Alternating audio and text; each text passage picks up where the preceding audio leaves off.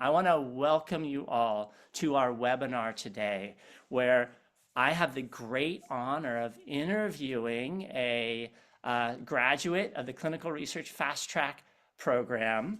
My guest today is Othniel Okyere, and we're going to be hearing his story. And this is our series called Fast Track to Success. And this is where we are interviewing ordinary people. We're interviewing students who come through our program and who are now doing extraordinary things. And actually, these ordinary people are extraordinary.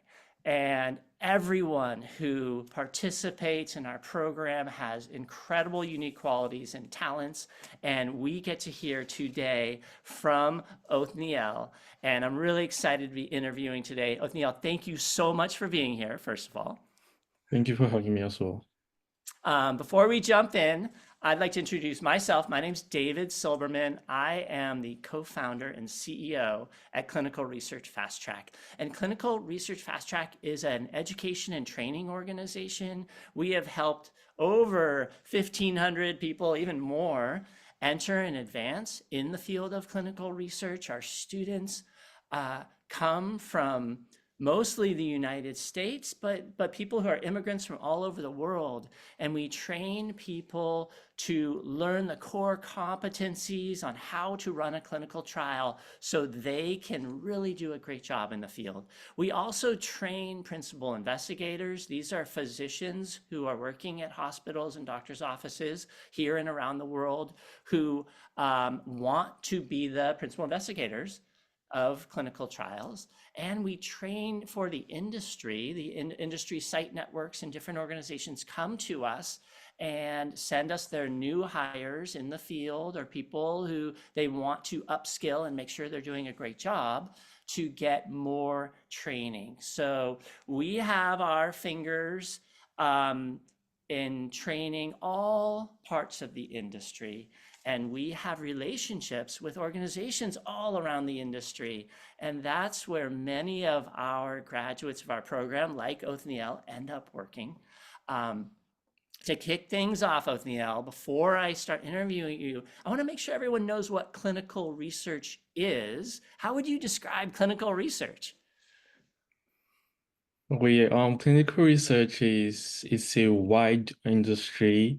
I mean, personally, myself, the first time I heard of clinical research, I thought it was all about labs and all of that, but it's more than that. It's all about changing lives and the innovation of medicine as well, seeing how medicine evolved from clinical trials, working as a CRC and with the IRB or a CRA, like a whole body, trying to make sure we have all these good medical devices and drugs good for this public to use. Yeah.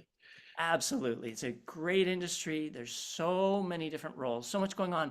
But essentially, what we're doing is we're testing new treatments and new devices for safety and efficacy. So, what we're doing in clinical research is before a drug is approved by the FDA, before it can be prescribed by a doctor for a patient, we got to make sure that it works and that it's safe.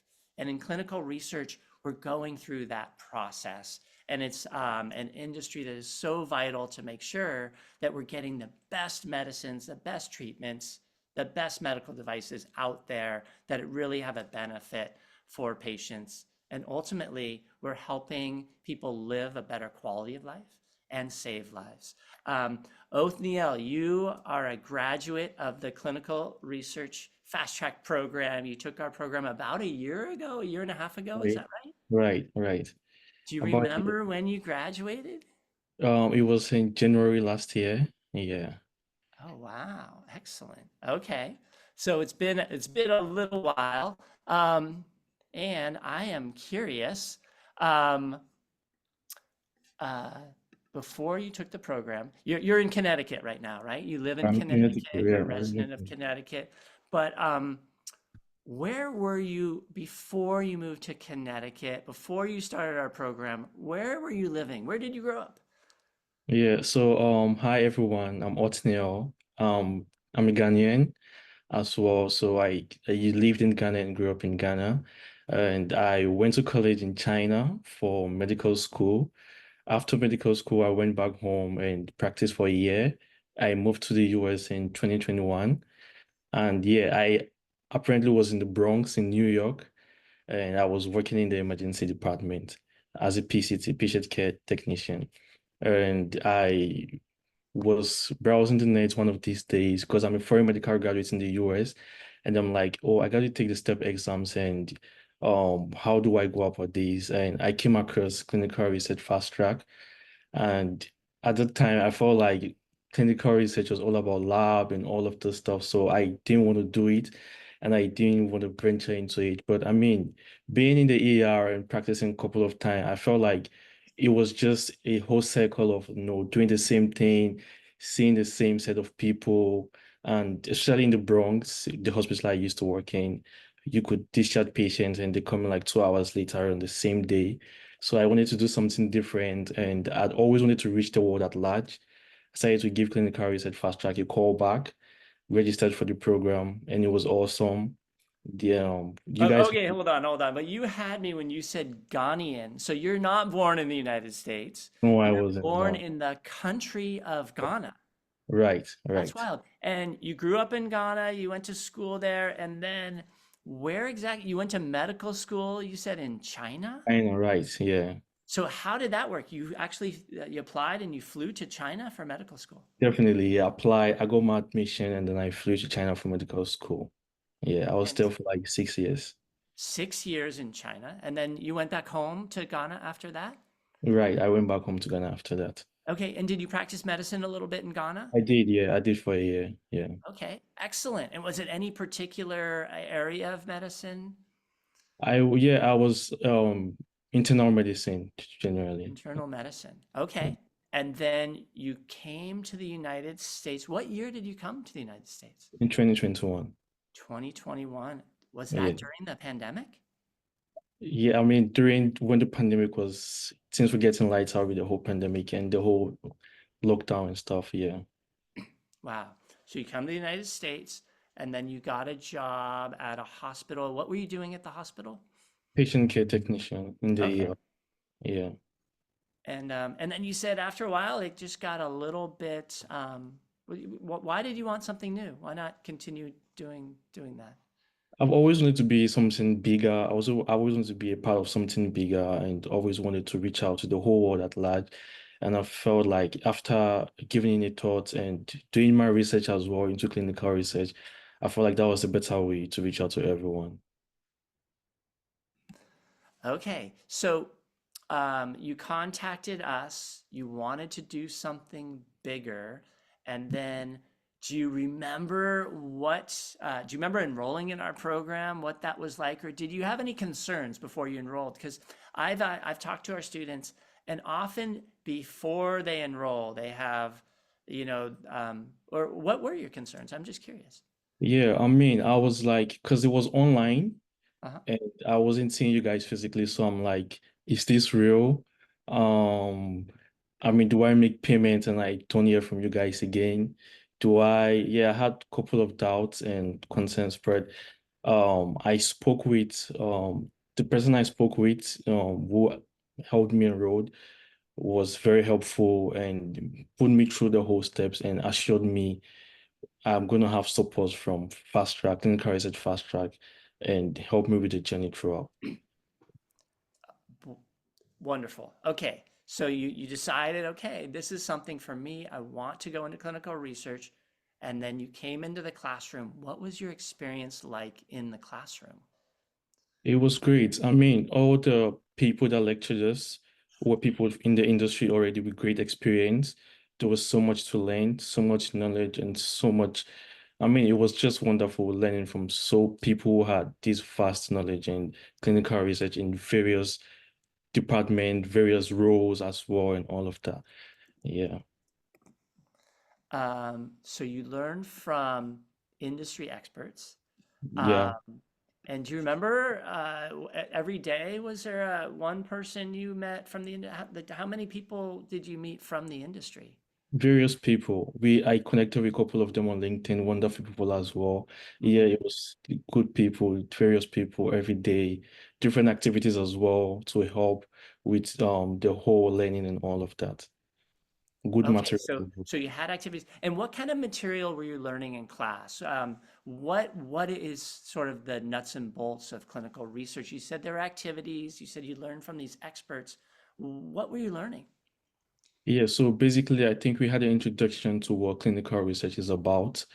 We learned about the different roles the industry had, and I didn't know about a couple of things, so I attended the class for like the doctor's trials and all of those things. I didn't know about the IRB role, so we had different materials. We had books, we had materials online where we could access.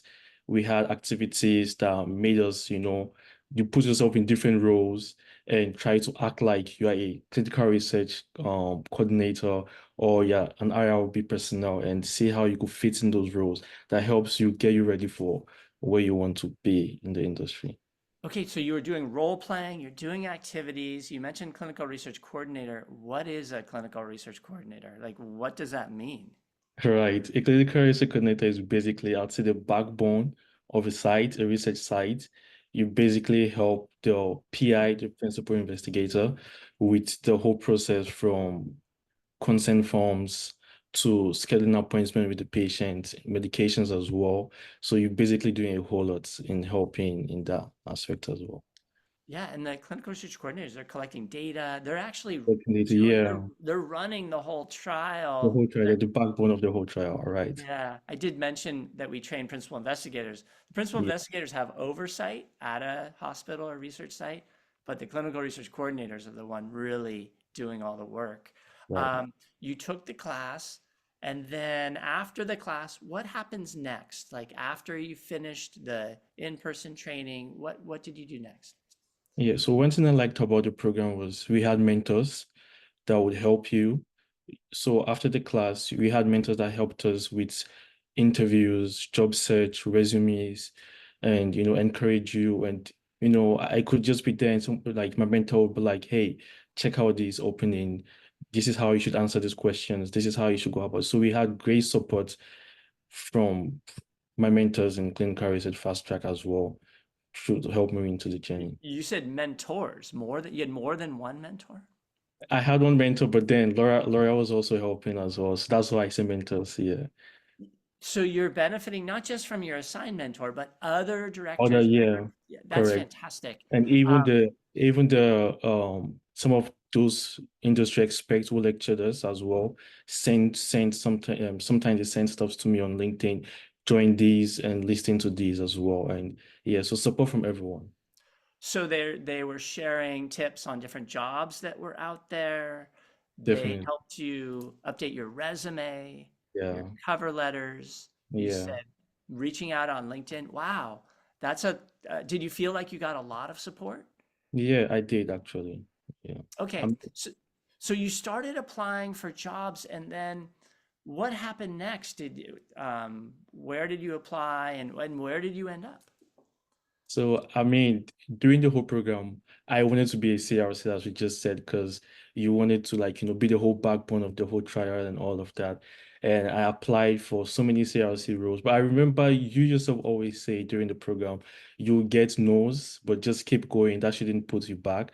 So I did a couple of applications. Definitely, I had a couple of no's because Hmm. everyone wants Yeah. experiences and all of that. But then I do call up my mentor and my mentor helps me with how to answer questions for an interview and all of so I applied for to different places for a CLC role. And one day I got a call from my company saying Lauren has sent them over my resume and they would like to have an interview with me. So Lauren sent your resume to your company. And who is your company? What's it called? Biomedical Research Alliance of New York, Brainy.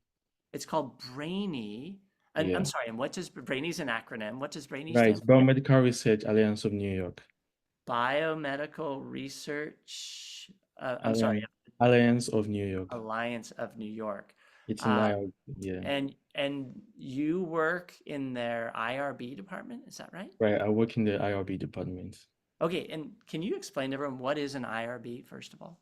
Yeah, so IRB is also, and it means an institutional review board.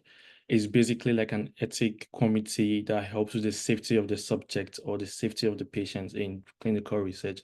The main goal of the IRB is to make sure any new drug or any new medical devices that is being on trial right now, it's safe enough for the patients to use or partake in the trial. Yeah, so the Institutional Review Board is an ethics committee, and every clinical research site has to go to an ethics committee to be reviewed to make sure everything that's happening is going to be safe and done according to the protocol, but also in an ethical manner. Right. And what is your role there as part of the IRB? Yeah, so I am an IRB coordinator. I expedite reviews. As we Mhm. spoke about this clinical research coordinator's roles. So as we said, before a trial can go on, they need an IRB approval to show the protocol it's done well, the Mhm. IP is safe enough, the new drug or the medical device is safe enough for the patient. So my role is to expedite these reviews, have it reviewed, and when they get approval, I issue approval letters and approvals for any medical devices and new drugs to these sites in a nutshell. Yeah. So as an IRB, you don't approve everything, do you? No.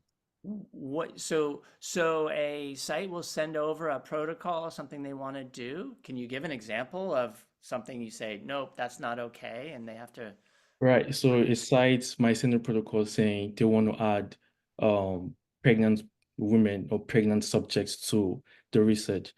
And maybe in the initial protocol, there was no criteria, or in the inclusion and exclusion criteria, there was no pregnant women on that protocol.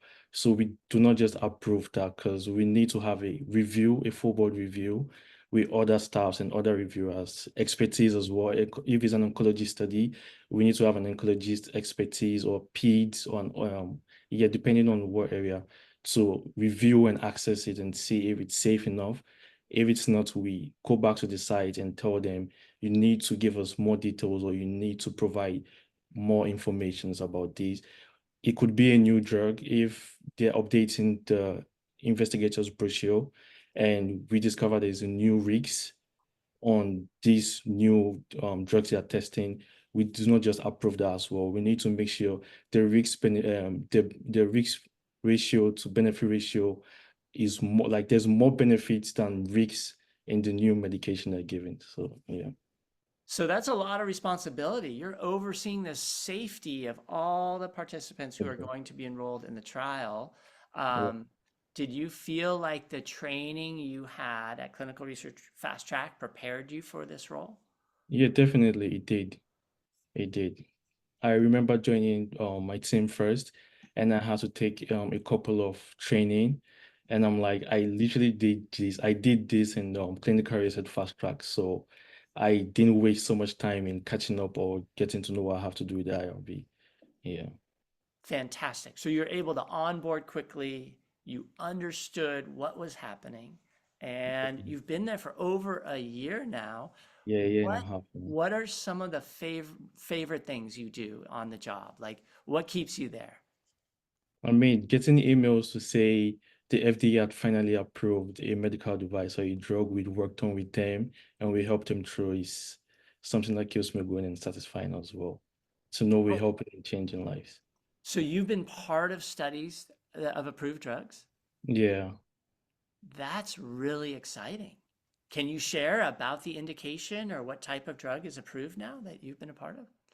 I mean, off the top of my head right now, I cannot, but I mean, we do get emails like that to say thank you, Brainy, for helping us with, the process of this trial and all of that, saying the consent and the subjects were safe and everyone was went through the whole process of consent as well during the trial. That is fantastic. Okay, and before we keep going, I want you all to know that if you have questions, you can go into the Q&A and you can ask questions of Othniel and I. And once again, Othniel, just a year and a half ago, he was working in a hospital, wanted more from his career, and wanted to make a bigger impact on medicine. He took our course and now is at Brainy, which is an IRB provider. And this is a role that many people in our audience, I'm just curious, how many of you, raise your hand, have heard of an IRB and are thinking, wow, I want to work in clinical research. I want to be part of an IRB. Is that what any of you have even thought of before? Any hands? Oh, a few hands are going up. That's exciting. Fantastic. Wow. So this is just one of the roles that you can enter into after having the proper training and support too. Now, we have spoken to many of our students who prior to taking our course, they applied to jobs and they couldn't even get an interview. And that's just a reality. It's hard to distinguish yourself when you're applying to these jobs. And one of the reasons why people will take our course is to get the support like you got, Othniel. And that gives them the opportunity to really shine with their resume, with their cover letters, and to connect to the industry in really meaningful ways. I'm going to go to a few questions. Here it is. Here's a question. I am a new graduate with a medical scribe and research assistant experience, but I cannot seem to get a clinical entry-level role. And it's really for that exact reason that I was mentioning. In clinical research, we're dealing with human subjects, human lives. And think of the responsibility you have at your IRB, Othniel, right? Mm. You have to ensure that everything in that protocol is going to protect the rights and safety of those patients.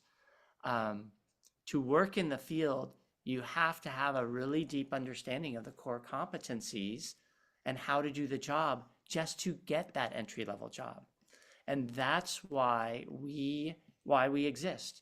We help our students in just a period of about 4 weeks. You finished the program. Did it take you 4 weeks to finish? Right, yeah. Yeah. So it takes about 4 weeks. And then after 4 weeks, you're really ready to work with your mentor and update your resume and cover letter with all of those competencies and skills and abilities you've learned in class so that you can be qualified for these jobs. Here's a question from Aparna. Aparna says, hi, being a registered pharmacist working in retail, what opportunities do I have to get into? And as a pharmacist, there are a lot of roles. We have clinical research pharmacists. We also have people who are working in drug safety as well as in pharmacokinetics. So there are a lot of roles with your pharmacy background combined with the core competencies you learn in our program. Together, you could be eligible for many of these roles. Thank you for that question, Aparna. I have a friend who took our class, and sometimes we're scared about not getting a job. I think that's a valid fear, right? Sometimes some people don't get hired, and other people do. So I think it's a valid fear because there's no guarantees in life in anything we do, right? Othniel, you even said you applied to some jobs and you didn't get interviews at first. Is that right? Definitely. I even got some interviews and I didn't hear back from them up to now. Exactly. So it's not that you get every job you apply to, but having the training and the support and the mentorship are really what could put you over the edge, because doing it on your own can be very difficult and you don't know what you don't know. I think that's the challenge. So many people, they think they have a great application. They think they have a great background, but they're missing pieces that they should be putting on their resume. They don't quite have that right training. And without the mentorship and support, it could be tough. So that's why we do what we do. Let me see. We've got some more questions from the audience. I'm a doctor in my home country pursuing a master's in public health. what roles can we get into? What are some of the roles? You mentioned your role, and can you talk about some other roles in clinical research, Othniel? Yeah, there's different roles. There's CRA, clinical research associate. Those are basically they call them site monitors. Mhm. So basically they go to sites and make sure the site is running that research according to the protocol. You have to monitor so well and make sure everything is done with a good clinical practice, as I mean everyone who is in research should have. So basically the monitor is just going there to make sure these research are being done according to protocol or to the SOPs of that site. There are also clinical trial associate roles as well, just like in-house monitors as well. There are regulatory roles as well, where you help. There are research assistant roles as well, where you help the coordinators, because as we said, the coordinators are very busy and have a very tight, you know, they are like the backbone. So there are research assistants who work with them as well. Yeah, so there's a lot of great roles. And when you take our course, we go over many of the roles and we provide you with the foundation so you have an understanding of where you can start and then what you can move into. We have so many questions. I'm going to start going through these. Um, and there's a question about accreditation. Our program provides um, Transcelerate approved GCP certification, which is the certification that's recognized by the top 20 pharmaceutical companies in the world. Big companies like Pfizer and AbbVie, Merck, GSK, Eli Lilly, et cetera. They have oversight of many trials, and that's the certification that we provide. Um, we have another person saying, um, I am 74 years old and have 40 years of experience. Do you think I will get a job? And the answer is, I don't know. Everyone just has to go out and try their best. Um, and that is, I think that's true for all of us. We have a newbie with no medical experience. Um, Now, you don't have to have medical experience, but a lot of our students have science backgrounds or some passion for healthcare. So it's good to have a connection to the healthcare field in some way. Now, with that said, we have had students who have English majors, history majors, economics, auditors. They use their transferable skills to work in the industry. So I don't want to count anyone out, but this is science and healthcare, and those are the fields that we recommend the most. Oh my gosh, here's a great question. Othniel, it says, is 4 weeks time enough to give someone with no background in clinical research? Is it enough? Yeah, definitely. I mean, depending on where you're about, say with clinical research fast track, with the resources and the things you get from them, definitely enough. Definitely enough. Um, Definitely, he says definitely enough. And I wanna share this with you all. And this is what I tell everyone. No one becomes an expert in 4 weeks. It takes a lifetime to become an expert. What we're training people is to become a beginner. We give people the foundation, the core competencies, the skills, the abilities they need to start. Now, without our training, without that 4 weeks training, people aren't getting in the industry at all. But our training allows you to be a beginner, to get started, to get hired, and to soar. Because once you're in the industry, you continue to learn every day. So we're not training you to become an expert, but we are training you to get started and to have the tools and resources you need to ask the right questions, to be on the job, and to be a contributor. And when you have that, your career will soar.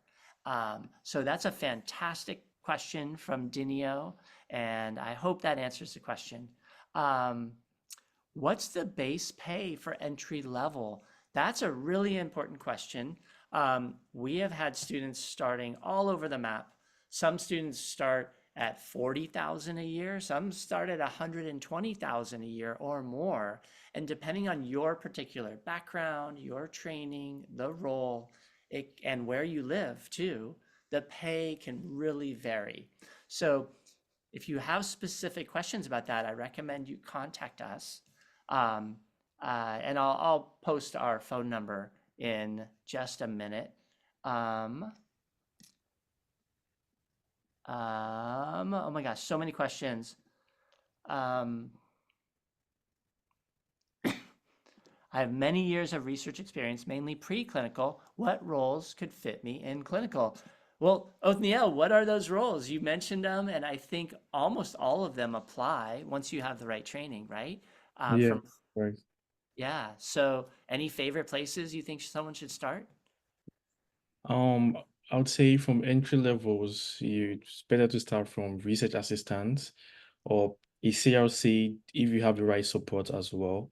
Yeah, those are good roles to start, or with the IRB as I did, if you have the right company as well. Yeah.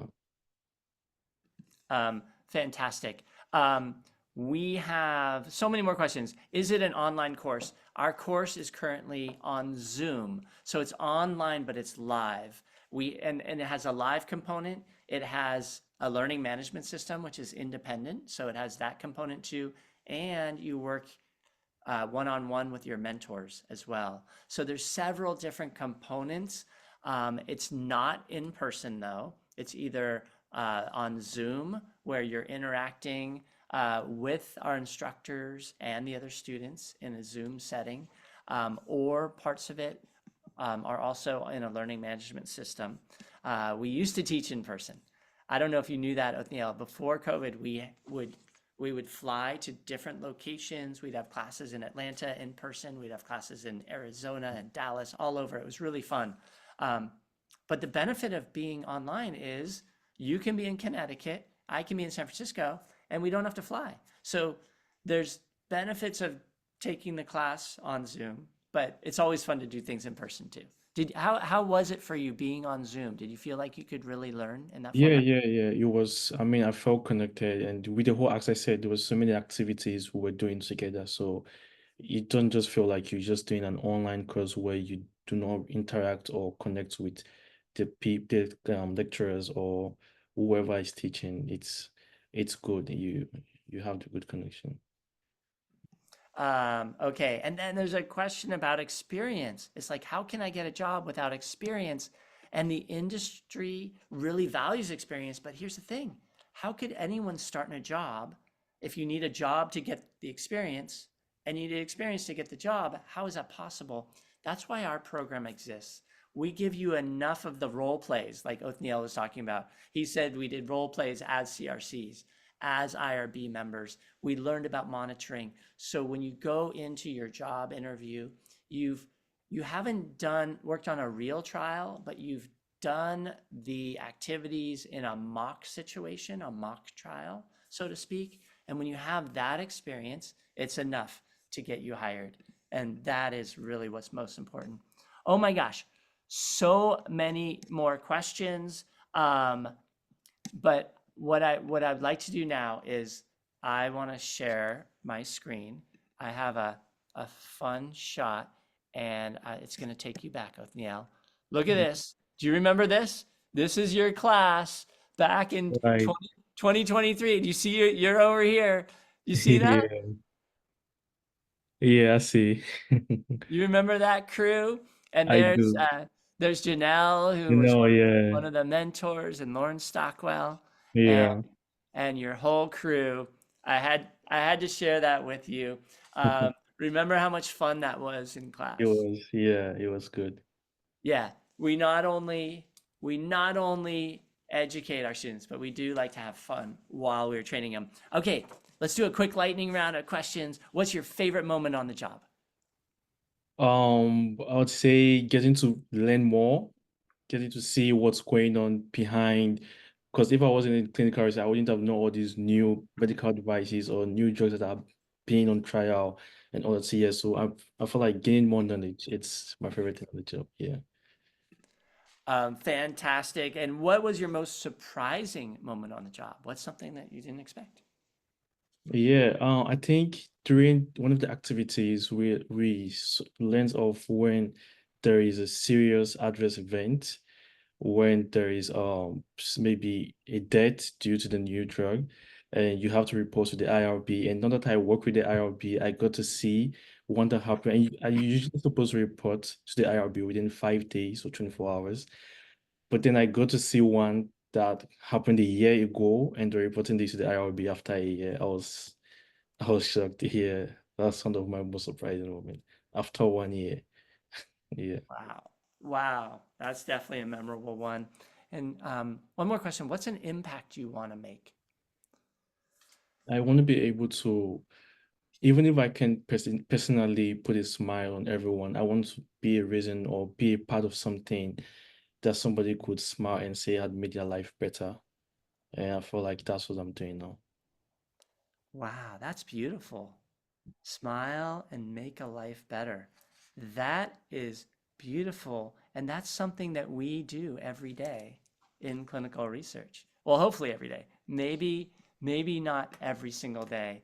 I did prepare some slides for the group. So before we close for the evening, I just wanted to do a little recap for everyone about, remember, this is the field where we are testing new medicines for safety and efficacy. We're working with human subjects, and it's data driven. This is evidence based medicine to test all these types of therapies and procedures, drugs, and devices. Um, the field is difficult to enter, and that's why Othniel enrolled in our program, and that's what it's going to take. We've helped over 1,500 people over the years move into the field and advance. And this is something that's a specialty of healthcare. It has its own language. And for that reason, you really need some specialization, some special training. Um, People and the jobs, it might say, what does it mean to have experience? And what they're looking for is training. And they want to know you can speak the language and that when you go into that interview, you're prepared. You were prepared for yours. How many did you worked with one of our mentors and they prepped you for your interview? Is that right, Othniel? Yeah, Chanel, she did. Yeah. Fantastic. That's great. And you said you worked with Lauren, you worked with Janelle, uh, Right. and we talked about some of these roles. Some are patient facing, like CRC. Others are behind the scenes, CRA. And you're behind the scenes too. You're Yeah. working in the IRB. I saw your question where someone says if you could work remote. I actually work remote because I work with the IRP, so I'm behind the scenes. So yeah. Yeah. Yeah, you are remote. Now, do you go into the office or do you work from home? 100% remote. I work from home. Oh, wow. Fantastic. And this is a field where you can work from home. Many are in the office, but the fact that you're working from home is fantastic. People are always asking this question about getting hired and what those key elements are. And it's really about the training, the experience you receive in the class, and the connections. I think you found that job. You were introduced to Brainy from our organization. You still had to interview. Didn't mean you get the job. There's no guarantee. But boy, you were prepared for that. I Um, was. and you did great. And having that extra support really, really makes the difference. Um, the future of this field is so bright. We're looking for a really diverse workforce, and it's an exciting place to be. Where is the industry headed? Do you know? What do you see in the future, Othniel? I mean, I see people coming in, joining the industry as well, because I've always had so many questions as well personally on people trying to join the industry. But I also see the industry making great changes to medicine and to so much people as well. Yeah. That is so exciting. Um, okay, before we go, I just want everyone to know that this is a field where there's a lot of opportunities for career growth. So where you start isn't where you finish, and this is a field where we're finding the medicines and the cures of tomorrow. It's so exciting. So everyone, our next class is on September 21st. We still have a couple spots available. Please contact us tomorrow. No, no one's there tonight, Othniel. If you call our office, no one is going to pick up tonight. But Right. please call us tomorrow or email us, and we will find a time, schedule a time to talk to us. And we are happy to answer all of your questions. Othniel, it has been such a pleasure to speak with you. Thank you for Um, having me. when you said that you really want to make an impact, put a smile on people's faces, and help people live better lives. That says it all to me. It really does. You are an incredible individual, and all the way from the great country of Ghana to your medical school in China to New York and Connecticut, you're doing amazing things. Keep it up, Othniel. Stay in touch. And thank you Thank you so so much. much. And thanks to all of you for joining us tonight. We really appreciate it. Contact us tomorrow or next week, and we hope to see you in our classroom. Othniel, stay in touch. Thank Thank you, you so much. everyone. Thanks for having me. Thanks, everyone. All Bye. right. Good night. Bye.